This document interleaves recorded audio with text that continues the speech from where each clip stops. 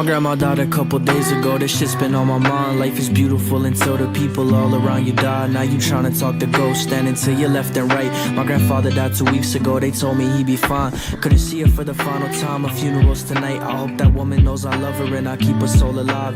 I've been on my head so long, I'm trying to find some peace of mind. But when people die, it gets hard to even realign. Crazy, isn't it? We lose people, then appreciate we living. That's the shit that make you sit back and then realize life is twisted. 120 people die inside this life a minute. I was told appreciate the ones around me and I didn't. Now their bodies in a coffin and it's where they're always sitting. I don't even know what I would say if to their graves I visit. I'd apologize for everything I ever did and didn't. With my arms around their tombstones, I would tell them that I miss them.